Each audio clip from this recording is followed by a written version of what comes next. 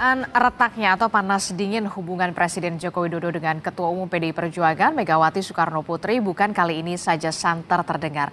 Sebelumnya, saudara, saat Ganjar ditetapkan sebagai bakal calon Presiden PDI Perjuangan, Jokowi diduga tidak ikut dilibatkan. Lalu benarkah kini hubungan keduanya semakin renggang usai putra Jokowi, Kaisang Pangarep, menjadi Ketua Umum PSI? Apakah ini sebagai bentuk manuver Jokowi? Kita bahas perbincangannya di pagi hari ini bersama dengan sejumlah narasumber. Sudah ada Ketua Pilpres Projo, Mas Panel Barus. Selamat pagi, Mas Barus. Selamat pagi, Adisti. Ya, selain itu juga ada Direktur Eksekutif Institute for Democracy and Strategic Affairs, Indo Strategik, Ahmad Khoirul Umam. Selamat pagi, Mas Umam. Selamat pagi, Mbak Adisti. Pagi, Bang Panel. Ya, selamat pagi. Kami juga masih mencoba ya menghubungi dari pihak PDI Perjuangan yang hingga kini belum merespon karena mungkin menjelang Rakernas ada sejumlah persiapan mereka sampai saat ini belum merespon. Tapi tak apa, kita langsung ke Mas Barus dulu nih. Mas Barus, saya sebelum sampai ke hubungan panas dingin antara Bu Mega dan juga Pak Jokowi ini, sebelumnya kan Pak Budi Ari menspil ya dalam tanda kutip sudah ada bakal calon presiden. Salah satunya inisialnya adalah P. P ini jadi siapa? Kan udah dijawab Mas Budi itu. Jadi siapa nih? Bisa Mas Prabowo, bisa Mas Ganjar. Tapi kalau Mas Ganjar harusnya G bukan P dong. Pak Prabowo dan Pak Ganjar kan jadi P juga. Oh, jadi P-nya tuh Pak gitu ya. Bukan Pak Prabowo. Bisa Panel Barus juga dong kalau P. Oke. Nah, untuk resmi deklarasinya kapan tuh? Kalau Projo sendiri? Puncaknya nanti di 14-15 Oktober pada saat kita Rakernas. Karena sampai hari ini masih berjalan konverda. Upaya kita untuk konsolidasi, nata mesin sekaligus mendengar usulan-usulan dari kepengurusan Projo di seluruh Indonesia. Tapi untuk komunikasi politik baik untuk ke Pak Prabowo dan juga ke Mas Ganjar, apakah sampai saat ini juga sudah dijalankan? Kita lagi fokus menata mesin untuk memenangkan, sama fokus mendengar aspirasi suara-suara pengurus Projo di seluruh daerah. Fokus kita di situ. Oke, jadi mendengar aspirasi. Kenapa lama banget ya menentukannya? Pertimbangannya apa ya? Kan udah jelas nih nama yang menguat adalah Pak Prabowo dan juga Mas Ganjar kalau dari Projo, atau menunggu Pak Presiden Joko Widodo nih arahannya akan seperti apa? Karena proses di internal organisasi ini kan kita punya kepengurusan di 34 provinsi, jadi memang nggak bisa kita sebagian saja, seluruhnya harus kita libatkan gitu. Jadi maksudnya belum sepakat daerah-daerah ini untuk satu suara? Bukan, karena penjadwalan konverda ini kan ada yang beda-beda hari, tanggal. Jadi masih jalan terus. Tapi sampai dengan 14-15 Oktober nanti kita anggap itu selesai proses konsolidasi, penataan mesin sekaligus upaya kita mengumpulkan semua suara aspirasi dari kepengurusan Projo di seluruh Indonesia. Jadi puncaknya di 14-15 Oktober. Atau karena yang tinggal 2 minggu 3 minggu lagi. 3 minggu lagi, atau memang karena Mas Kaisang ini sudah jadi ketum PSI, kemudian masih menunggu arahan atau seperti apa? Enggak. Ini kan proses organisasi. Clear proses organisasi ini. Dinamikanya kita kita nggak mau tahan, dinamikanya biar dia berkembang, gitu ya. Pada akhirnya keputusan resmi itu akan dideklarasikan di 14-15 Oktober.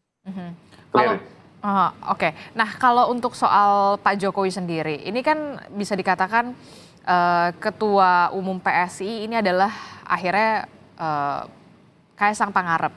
Apakah ada anggapan ini Pak Jokowi tampaknya ikut bermanuver politik nih jelang Pilpres? Jawaban dari Projo sendiri, setuju nggak soal itu?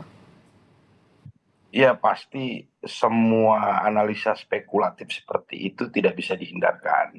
Tapi yang pertama yang ingin saya sampaikan adalah ucapan selamat dulu buat Mas Kaisang atas jalan politik yang telah dipilihnya.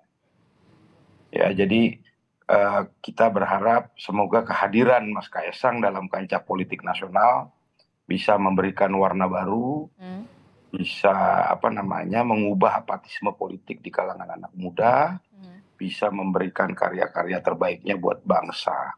Saya pikir itu. Dan yang terakhir, eh, kalau dari kami, saya pikir biarkanlah anak muda ini ya menjemput takdir politiknya, gitu. Menjemput takdir politik seperti apa maksudnya? Iya, ya dia akan jemput nanti, dia akan berproses, gitu loh. Oke, Tanpa harus kemudian ada analisa-analisa yang spekulatif, konspiratif, gitu ya. Tuduhan-tuduhan membangun dinasti bahwa ini didrive oleh Pak Jokowi. Saya pikir itu terlalu berlebihan, gitu loh. kenapa Anda melihatnya ini cukup berlebihan? Ya karena setiap setiap gerak-gerik dari putra Pak Jokowi ini selalu jadi polemik, gitu loh. Padahal biasa-biasa saja, gitu loh. Seorang anak memilih jalan hidupnya, saya pikir itu biasa-biasa saja lah, gitu. Oke, memilih jalan politiknya sendiri begitu ya kalau menurut dari Projo sendiri. Nah, kalau kita lihat kan ya, Mas Kaisang itu kemarin memilih untuk sowan. Pertama itu ke kalau tidak salah Barajepe, salah satu loyalis dari Pak Jokowi. Nah, kalau dari Projo sendiri apakah sudah ada komunikasi? Apakah nanti akan bersilaturahmi juga? Diajak nggak sih sebenarnya sama Mas Kaisang? Ya malah kalau dari urusan silaturahmi kami punya hutang sebenarnya ke PSI, karena Tentang apa itu?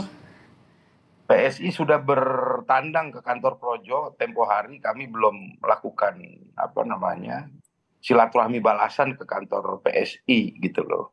Jadi yang ada kami yang punya hutang untuk bersilaturahmi ke kantor PSI, karena PSI waktu itu rombongan full datang juga ke kantor Projo, gitu. Oke, berarti nanti akan ada kecocokan ya. Berarti akan segera apa ya, bisa dikatakan menyambangi kantor PSI yang punya ketum PSI baru gitu ya, Mas Kaisang. Nah, itu jadi balasan kunjungannya ternyata ada ketua umum barunya, gitu loh. Itu yang berbeda. Oke, dalam waktu dekat pekan ini atau pekan depan atau sebelum deklarasi? Kita jadwalkan lah dulu ya, karena banyak hal yang lagi kita urus selain konperda-konperda di daerah. Persiapan Rakernas ini juga luar biasa menyita energi karena 20.000 kader dan simpatisan Projo dari seluruh Indonesia akan hadir di GBK nanti. Gitu loh. Jadi nanti pengumumannya pada saat Rakernas juga begitu ya, Mas? Ya, ya. Oke, nanti akan terbuka berarti siapa inisial P itu? Sabar aja, sabar. Mudah-mudahan nama wapresnya juga kita umumkan. Waduh, jadi langsung sepaket lah ya. Iya. Oke, Mas Umam melihatnya seperti apa ini? Ketika Ketua Umum PSI Mas Kaisang terpilih, sowan pertamanya memilih ke Barajepe, loyalis dari Jokowi. Bahkan tadi kita lihat keluarga Jokowi ini lekat sekali dengan PDIP. Apa yang bisa dibaca dari sini komunikasinya? Iya, dalam konteks ini saya pikir apa yang dilakukan oleh PSI di bawah kepemimpinan Kaisang mencoba untuk menerjemahkan apa yang kemarin telah disampaikan dalam pidato politik perdananya, bahwa PSI akan melakukan konsolidasi basis kekuatan relawan Jokowi dengan catatan yang dia sampaikan yang tidak terafiliasi kepada partai-partai politik manapun. Tetapi dalam konteks ini tentu ini adalah sebuah penegasan bahwa PSI sendiri akan menjadi sentrum dari jejaring relawan atau pemilih loyal Jokowi, sehingga kemudian ini akan mengakumulasi basis kekuatan yang cukup menjanjikan di pemilu 2024. Tetapi di saat yang sama kita juga perlu mencermati terkait dengan konteks pola relasi antara Presiden Jokowi dengan PDIP itu sendiri. Diakui atau tidak, meskipun tadi Bang Panel mencoba untuk menjelaskan tidak ada hubungan yang retak atau konteks hubungan dalam konteks ini adalah bagaimana positioning Kaisang dengan sebagai putra Jokowi dalam konteks mendapatkan posisi sebagai ketua umum PSI. Diakui atau tidak, bahkan Kaisang sendiri juga mengembrace bahwa posisi itu salah satunya dia dapat karena ya ada privilege karena dia adalah putra dari Presiden Jokowi. Artinya apa? Kaisang sendiri mengembrace, dia tidak defensif, Dan dia mencoba untuk melangkah lebih lanjut, melakukan langkah-langkah dalam konteks pemenangan dan juga strategi politik praktis tanpa kemudian memperdebatkan aspek latar belakang itu. Yang menjadi concern sekarang adalah bagaimana kemudian pola relasi antara Presiden Jokowi yang didapuk sebagai petugas partai di PDIP dengan lingkaran terdekatnya. Karena bagaimanapun juga diakui atau tidak, keputusan masuknya Kaisang di PSI, diakui atau tidak, telah mengabaikan ADART di PDIP, terutama nomor 20A yang memberikan larangan secara tegas bagi keluarga inti atau keluarga terdekat untuk berada di beda partai atau berbeda partai. Nah, oleh karena itu, meskipun tafsirnya beragam, ini Kaisang bukan keluarga inti, kemudian sudah memiliki kekayaan baru, tetapi penjelasan dari aturan di ADART itu pernah disampaikan secara tegas, secara clear oleh Pak Jarod Saiful Hidayat, politisi dari PDIP, bahwa itu adalah bagian dari tugas pendidikan politik, sosialisasi, meyakinkan. Artinya apa? Diakui atau tidak, memang ada situasi yang tidak baik-baik saja antara hubungan Bu Megawati dengan Pak Jokowi. Nah, hari ini adalah Rakernas PDIP dan menurut sejumlah elit PDIP akan mengundang Pak Jokowi termasuk juga Gibran. Artinya apa? Ini akan dijadikan sebagai momentum penting untuk menunjukkan kepada publik bahwa hubungan kedua pihak tidak baik-baik saja itu bisa dinetralisir. Artinya apa? Mereka ingin menunjukkan bahwa situasinya baik-baik saja. Nah, oleh karena itu ini akan menjadi sebuah kesempatan, kita lihat nanti statementnya seperti apa, karena bagaimanapun juga itu akan berpengaruh terhadap persepsi publik tentang bagaimana pola relasi di antara kedua elit itu. Oke, kalau untuk kita lihat ini Rakernas, hari ini Rakernas PDI Perjuangan, tentu kita semua mata publik tertuju, apalagi dinamikanya bisa dikatakan sangat signifikan begitu ya, karena akhirnya putra Presiden Joko Widodo, putra bungsunya Kaisang menjadi Ketua Umum PSI. Ini juga akan menjadi pembahasan di dalam Rakernas, walaupun tidak secara terbuka pastinya nanti akan diperlihatkan begitu. Anda melihat seperti apa? Iya, kemarin kami mendapatkan informasi dari sejumlah elit PDIP bahwa tema yang akan dibahas dalam konteks isu strategisnya adalah bicara tentang kedaulatan pangan. Betul. Tetapi kedaulatan pangan itu bukan sesuatu yang sifatnya strategis terkait dengan proses pemenangan di pemilu 2024 mendatang. Itu hanya isu besar. Adapun proses yang kemudian lebih taktis, lebih strategis terkait dengan pemilu, tentu adalah pematangan infrastruktur pemenangan, baik untuk pileg maupun pilpres. Nah, oleh karena itu memang betul dalam konteks penentuan cawapres akan ditentukan hak prerogatifnya ada di Ketua Umum PDIP, Bu Megawati Soekarno Putri, tetapi tentu akan ada sejumlah pembahasan termasuk aspirasi barangkali dari para kader PDIP di DPD, di tingkat DPC untuk memberikan aspirasi kepada pimpinan PDIP untuk menentukan at least pertama, siapa cawapres Pak Ganjar. Kedua, apakah memungkinkan dilakukan renegosiasi terkait dengan wacana dua poros, apakah kemudian PDIP memungkinkan bergabung dengan Pak Prabowo. Karena kemarin muncul informasi spekulatif, konon SKCK yang disiapkan untuk Mas Ganjar, kabarnya ada dua. Satu SKCK, skema Capres dalam konteks sebagai capres, dan SKCK sebagai cawapres. Tentu ini sifatnya masih spekulatif, tidak ada yang bisa. Mas Umam? Baik, sepertinya kita terputus. Ya, itu dia. Mas Barus, ini kita walaupun memang tidak boleh berandai-andai, tapi kalau misalkan PSI akhirnya tidak belum sampai sekarang kan memang belum menentukan siapa yang akan didukung gitu ya, karena kalau mengusung tidak bisa gitu ya, mendukung salah satu capres.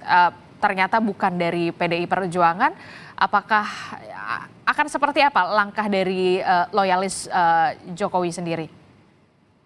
Ya, kalau loyalis Jokowi, ya silakan Bang Panel. Kalau kami dari Projo yang sempat bertemu dengan teman-teman PSI, kami berharap di pemilu 2024 kita berada di front yang sama dengan PSI dalam memenangkan capres cawapres yang nanti mudah-mudahan sama-sama kita dukung di pemilu 2024 terkait PSI ya. Itu. Oke, jadi ibaratnya berarti bisa dikatakan PSI dukung siapa, Projo ikut begitu? Ya kita berharap Projo dan PSI dalam pemilu 2024 ada dalam kubu yang sama lah dalam mendukung capres dan cawapres Ah, gitu. Oke, tanggapannya gimana, Mas Umam? Ini loyalisnya Pak Jokowi bilang kita ikut nih kalau PSI dukung apa, Bukan bahasanya bukan ikut. bagaimana? Aha, oh masih berharap. Kita berharap dalam pemilu 2024 kita ada di garis yang sama dalam mendukung capres cawapres. Oke, Itu oke, Mas Umam. Tapi calonnya bagaimana nih kalau misalkan bukan ternyata dari PDI Perjuangan, kalau dari Ya, PSI? ya bagaimanapun juga per hari ini, kalau kita baca kedekatan PSI lebih kepada Pak Prabowo Subianto. Pasca ada sejumlah gap komunikasi antara PSI dengan PDIP, di saat dukungan kepada Ganjar seolah kemudian dinafikan atau tidak dianggap. Maka kemudian PSI memang per hari ini memiliki kedekatan secara khusus dengan Prabowo Subianto. Dan kalau misal kita baca, di mana kemudian sel-sel jaringan kekuatan loyalis Jokowi, di mana kemudian mereka berkumpul, disitulah bisa kita baca arah preferensi politik Presiden Jokowi itu sendiri. Memang betul positioning dia sebagai petugas partai di PDIP, tetapi kalau kita baca secara cermat bagaimana Projo dan juga elemen-elemen jaringan relawan yang ada di Musra, kemudian PSI dan elemen-elemen yang selama ini mengaku tunduk patuh kepada perintah Jokowi, disitulah kemudian pembacaan kita arah preferensi dan juga dukungan politik Jokowi itu sendiri. Oke, tapi PSI bilang, Projo sendiri bilang berharap satu suara nih dengan PSI. Ya, karena bagaimanapun juga Projo sendiri kemarin juga sudah menunjukkan gelagat berbagai meeting, berbagai statement dari Bang Budi Ari atau Bang Muni secara tidak langsung sebenarnya mempertegas dukungannya kepada Pak Prabowo. Ini hanya soal waktu saja, it's a matter of time.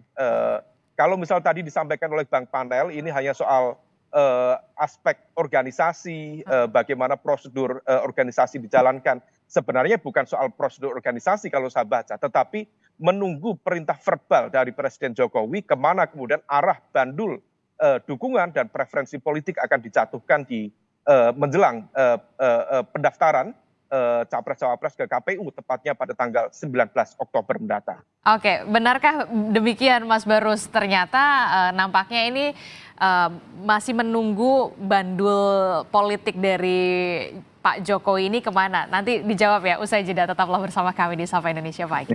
Dugaan hubungan panas dingin antara Bu Mega dan juga Pak Jokowi pasca putra bungsu dari Presiden Joko Widodo ini menjadi Ketua Umum Partai Solidaritas Indonesia. Nah, menyambung dialog kita tadi, benarkah Mas Barus Projo ini, loyalis dari Pak Jokowi ini, saat ini menunggu momentum bandul politik dari Pak Jokowi ini ke arah mana? Pak Prabowo kah atau ke Mas Ganjar kah? ya kalau kami sih dan kalau saya secara pribadi dari awal udah tahu bandulnya kemana. Bandulnya Dan kemana? saya Benar kah juga Pak Prabowo sampaikan. katanya kalau lebih condongnya? Iya, kalau saya pribadi kan udah saya sampaikan di media berkali-kali. Ya, bahwa kecenderungannya, bahwa bandulnya kemana, saya udah sampaikan. Tapi saya mau komentari terkait hubungan ini. Hubungan atau relasi PDIP dengan Jokowi ini. Jadi, kalau menurut saya sih hubungannya baik-baik saja ya. Nah, dalam hubungan Pak Jokowi dengan PDIP, yang ingin saya tegaskan, Mbak Disti, sebenarnya hubungan ini telah membawa manfaat yang maksimal juga buat partai politik, dalam hal ini PDIP. Gitu ya, dalam 9 tahun kepemimpinan Pak Jokowi di Indonesia ini. Ya, karena gini, logiknya yang harus dipahami dulu begini. Jangan dinarasikan seakan-akan kalau ada calon kepala daerah atau calon presiden maju ini semata-mata adalah kebutuhan si calonnya. Itu yang coba dinarasikan. Sebenarnya kan enggak. Ya, Jokowi ini didorong maju sebagai kepala daerah misalnya di DKI Jakarta dulu, ya, atau sebagai capres di 2014. Kalau saya melihatnya ini karena ada kebutuhan dari partai politik untuk menang sehingga Pak Jokowi didorong. Gitu loh. Tapi kan ini yang bisa jadi tidak baik-baik saja ketika Sebentar dulu, Oke. saya belum selesaikan jadi potong. Nah yang kedua, spek Pak Jokowi ini memenuhi syarat dari kebutuhan taktik pemenangan partai politik, gitu loh. Jadi mendorong Pak Jokowi adalah kebutuhan strategi taktik pemenangan dari sebuah partai politik. Itu yang paling dasar menurut saya. Nah, yang kedua, kita juga harus lihat angka-angka ya yang terjadi misalnya. Dulu sebelum Pak Jokowi masuk DKI Jakarta, Jakarta ini dipimpin oleh Demokrat, dimenangkan oleh Demokrat legislatifnya. Ya, 30 kursi lebih. Di pemilu 2019 DKI Jakarta itu PDIP cuma dapat 11 kursi. Gitu. Nah, begitu Pak Jokowi jadi gubernur di pemilu 2014 lompat ke angka 28 kursi. Gitu loh. Jadi ini manfaatnya maksimal buat PDIP. Gitu. Nah, di pemilu legislatif untuk nasionalnya kalau kita lihat story angkanya, pemilu 2009 PDIP itu dapat 94 kursi. Ya, dia juara 3 waktu itu. Suaranya kalau tidak salah 14,6 juta. Lalu pada saat pemilu 2014 didoronglah Pak Jokowi jadi capres yang waktu itu baru jadi gubernur 2 tahun. Ya, padahal kita tahu dulu 2014 skenarionya PDIP dengan tim 11-nya mau dorong Ibu Mega. Tapi kemudian keputusannya mendorong Pak Jokowi. Kenapa didorong Pak Jokowi? Karena ada kebutuhan strategi taktik kemenangan PDIP untuk menang. Sehingga didoronglah Pak Jokowi. Karena dianggap mendorong Pak Jokowi ini akan mendatangkan kemenangan. Terbukti perolehan pileg PDIP di 2019 jadi 109 kursi, naik 15 kursi dari 94. Dan jadi juara 1. Di 2019 juga naik. Dari 109 di 2014 jadi 128 kursi. Atau suara popular vote-nya 27,5 juta. Jadi juara 1 juga. Jadi saya pikir, terus yang ketiga di luar itu ya, Pak Jokowi baru berkuasa 1 tahun 2014, 2015 dia sahkan 1 Juni sebagai Hari Pancasila. Jadi kalau menurut saya bagaimana hubungan Jokowi terhadap terhadap PDIP yang kadang-kadang kalau lagi kadang-kadang panas, kadang-kadang adem ini kadang-kadang suka dinarasikan Bang dinasti lah, tidak tahu terima kasih lah, gitu ya. Saya pikir tidak seperti itu. Ini manfaatnya maksimal juga buat PDIP gitu loh. Ya. Tapi kalau misalkan nanti akhirnya tidak memilih bisa dikatakan calon presidennya dari PDIP, suara mayoritas loyalis Jokowi kan pasti akan beralih. Itu yang kemudian menjadi masalah, bisa jadi tidak baik-baik saja begitu loh nantinya. Karena kita bisa mengatakan Jokowi effect itu besar sekali. Jadi itu pengaruhnya memang itu mungkin yang dikhawatirkan. Kepentingan dari partai politik yang kemudian bisa berubah hasilnya di pemilu ke depan, itu yang dikhawatirkan gitu loh. Oke, Mas Umam melihatnya seperti apa? Ini kan kalau kita bisa katakan Jokowi efek ini punya pengaruh besar. Anda melihatnya apakah ini taktik Presiden Jokowi untuk menancapkan banyak kaki atau 2 kaki, atau bisa dikatakan ini manuver politik juga yang dilakukan? Mas Umam, masih di mute audionya? Silahkan. Ya, pertama apa yang disampaikan oleh Bang Panel tadi memang betul bahwa ada efek yang cukup signifikan terhadap PDIP sebagai partai yang selama ini dianggap sebagai pengusung utama dari Presiden Jokowi. Sehingga kutel efeknya memang itu dinikmati betul oleh oleh PDIP di pemilu 2014 dan 2019. Tetapi itu adalah data dan fakta masa lalu. Kita bicara dalam konteks 2024. Diakui atau tidak, pola relasi antara Jokowi dengan PDIP akan memberikan impact yang signifikan jika terjadi pergeseran bagaimana sikap, bagaimana positioning dari Jokowi terhadap PDIP itu sendiri. Maka di dalam konteks ini, kalau misal memang betul Jokowi memiliki preferensi dan dukungan arah politik yang berbeda dengan PDIP, lebih mendukung Pak Prabowo Subianto misalnya, yang seharusnya dia petugas partai memberikan dukungan kepada Pak Ganjar, tetapi kemudian tidak ditunjukkan secara clear, maka besar kemungkinan kutel efek atau bahkan efek politik yang selama ini dinikmati oleh Jokowi oleh PDIP akan memudar. Dan ditambah, misal kemarin statement dari Kaisang secara clear dia menyampaikan, menjanjikan PSI misalnya akan masuk di parlemen dengan melewati batas parliamentary threshold 4% dan mengandalkan basis kekuatan loyalis Jokowi yang tersebar di basis jejaring relawan, maka artinya apa?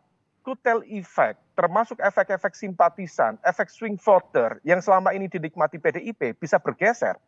Nah, ini bukan hanya kemudian akan memberikan impact pada PDIP, tetapi juga capres yang diusung oleh PDIP, yaitu Mas Ganjar.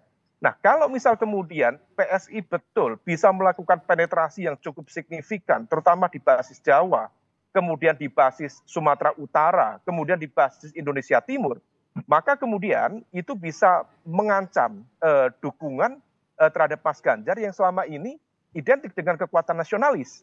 Nah, oleh karena itu, kalau misal itu dilakukan, maka akan bergeser kepada Pak Prabowo dan di saat yang sama akan menggerus basis pemilih dari Mas Ganjar Pranowo itu sendiri. Artinya apa? Diakui atau tidak, kalau arahnya berbeda, akan terjadi kanibalisme elektoral di sana. Karena ceruknya relatif sama. Nah, oleh karena itu, ini yang kemudian perlu diantisipasi. Karena bagaimanapun juga efektivitas atau bahkan agresivitas dari jejaring relawan Jokowi, termasuk juga PSI, kalau kemudian di-exercise lebih lanjut, maka akan memberikan impact kepada PDIP itu sendiri. Maka PDIP harus mengantisipasi dan harus memitigasi. Adapun tadi pengaruh dari Pak Jokowi, kami pernah melakukan beberapa kali riset mengatakan bahwa ada sekitar 20% dari angka 16, 19 hingga 20% basis pemilih loyal Jokowi yang akan mendukung kemanapun Presiden Jokowi akan mendukung dalam konteks Pilpres. Kemudian selebihnya ceruk angka yang lebih besar akan menimbang atau masih berpikir-pikir, selebihnya ada di angka sekitar 30% akan menolak apa yang didukung oleh Jokowi dalam konteks Pilpres. Angka 20% itu tidak besar, tetapi meskipun tidak besar, dia cukup menentukan. Artinya apa? Ini yang kemudian harus diantisipasi, diakui atau tidak. Dukungan dari Jokowi akan memberikan dampak di dalam konteks proses pemenangan ke depan. Nah, sejauh ini yang tampaknya memiliki kedekatan dan juga bisa menunjukkan bagaimana kemudian tunduk patuh terhadap Presiden Jokowi, salah satunya justru Pak Prabowo. Makanya Pak Prabowo berkali-kali dalam sejumlah kesempatan menunggu arahan Presiden Jokowi dalam konteks cawapres. Projo juga sama, PSI juga sama. Sementara Jokowi sendiri tidak memiliki privilege untuk melakukan itu di PDIP karena keputusan tertinggi dipegang oleh Bu Mega. Dan dalam konteks ini sepertinya tidak ada ruang negosiasi antara Pak Jokowi kepada Bu Mega. Karena bagaimanapun juga Bu Mega adalah representasi dari kekuatan tertinggi dalam konstitusi partai di PDIP itu sendiri. Nah, di basis ini Mbak Disti, yang kemudian perlu dicermati lebih lanjut. Oke, itu tadi yang perlu dicermati. Nah, kalau dari Mas Baru sendiri seperti apa? Tadi kan bilang katanya punya utang nih ke PSI, akan apa ya? Akan sowan lagi ke PSI setelah Ketua Umum PSI-nya Mas Kaisang. Nampaknya lebih mesra ya dibandingin ke PDI Perjuangan. Kalau dari loyalis Jokowi ini. Jadi yang saya setuju juga yang disampaikan Mas Umam. Sebenarnya kekhawatirannya adalah kepentingan dari PDIP atas pengaruh Jokowi ini bisa bergeser. Intinya itu. Betul. Ya, dan panjang tadi. Terus Mas Umam juga mendapatkan angka 20% dari pendukung Jokowi. Ini basisnya mungkin hasil perolehan suara pemilu 2019 ya Mas Umam ya. Kalau 20% dari 85 juta ini signifikan juga karena ada 17 juta. Itu ya 17 juta suara. Itu yang kedua. Yang ketiga, mengenai PSI kemudian menentukan ceruk yang akan dikelola oleh ceruk pendukung Pak Jokowi yang juga angkanya sangat signifikan kalau berdasarkan hasil pemilu 2019 yaitu 85 juta. Saya pikir itu sah-sah saja bagian dari strategi taktik partai politik, apalagi mereka sedang berjuang keras untuk bisa lolos parliament threshold ya. Saya pikir itu hal yang lumrah-lumrah saja lah. PSI ketemu Kaisang, Kaisang ketemu PSI ini seperti Mur ketemu Baut. Udah, nggak ada yang nggak ada yang salah lah untuk itu. Oke, jadi bisa dikatakan lebih gampang mengetuk pintu PSI dibandingkan mengetuk pintu dari PDI Perjuangan, begitu Mas Barus? Kok ngetuk pintu? Ya, maksudnya istilahnya loh. Ya yang pasti kita akan balas lah silaturahmi PSI harusnya udah terjadi minggu kemarin, tapi tiba-tiba ada ada yang nggak bisa sehingga kita masih tunda. Kita akan datang ke kantor PSI untuk silaturahmi, bicara juga pasti bicara juga hal-hal yang strategis, tidak sekedar silaturahmi, kadang-kadang kita juga bicara tentang taktik bagaimana di 2024. Oke, selain silaturahmi juga pastinya akan ada pembahasan soal siapa sih nama capres. Taktik bagaimana 2024. Oke, taktik bagaimana 2024 juga termasuk nama capres yang kemudian diusulkan oleh Projo sendiri. Begitu. Nggak tahu nih, duluan Projo deklarasi atau PSI kan kita nggak tahu juga. Oke, tapi nanti akan ada mengusulkan pastinya kan ke PSI nama itu?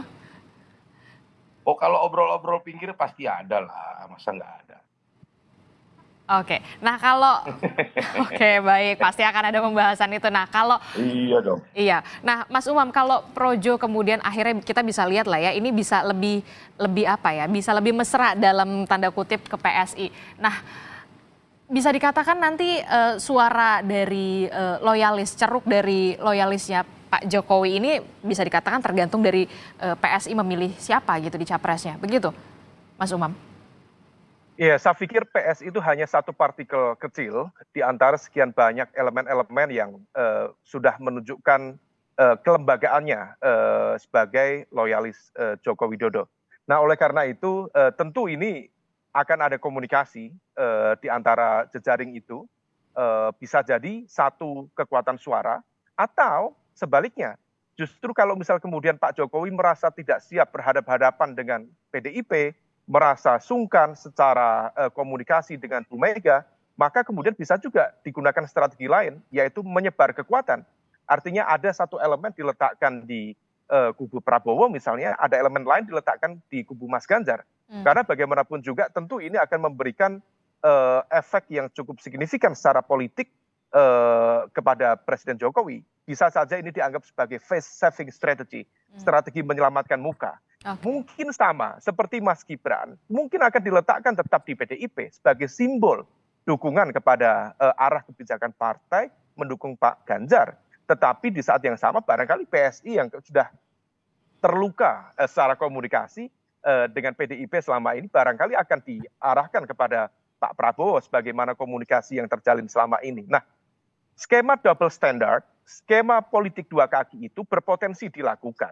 Tapi kalau misal kemudian basis komunikasi ke depan sepertinya mengarah pada satu kekuatan suara saja, maka kalau peta per hari ini dan kalau misal tidak ada perubahan signifikan hingga 20 hari ke depan, tepatnya menjelang pendaftaran di KPU tanggal 19 Oktober, maka bisa saja kekuatan itu akan solid ke Pak Prabowo Subianto. Nah, situasi ini yang betul-betul diantisipasi dan teman-teman PDIP sendiri tentu harus memitigasi supaya kemudian tidak terjadi split dalam konteks dukungan itu. Karena bagaimanapun juga ini tentu akan berdampak kepada basis pemilih loyal PDIP yang diakui atau tidak juga memiliki irisan kuat dengan jejaring-jejaring tadi pendukung Pak Jokowi terutama dalam konteks elektoral dengan PSI itu sendiri. Nah, supaya tidak terjadi kanibalisme elektoral, maka kemudian proses komunikasi itulah yang perlu dilakukan secara cermat, secara hati-hati. Oke, Anda melihat apa yang dilakukan Pak Jokowi ini karena memang ada jarak komunikasi antara Pak Jokowi dan Bu Mega atau seperti apa sampai akhirnya bisa sampai seperti ini begitu? Faktornya tentu cukup beragam dan ini masih juga spekulatif, di mana kalau misal ini dianggap sebagai situasi problematik dalam konteks komunikasi Bu Mega dengan Pak Jokowi, sejumlah pihak juga masih bertanya di mana titik pisahnya. Apakah ini berbasis pada konteks komunikasi personal, ada ketersinggungan, ataukah ada hal dalam konteks visi, misi, platform, ideologi yang dianggapnya berbeda. Tetapi sinyal-sinyal yang berkembang selama ini termasuk penetapan Kaisang sebagai Ketua Umum PSI, saya pikir itu adalah sebuah bentuk penegasan ada situasi yang tidak baik-baik saja. Kenapa?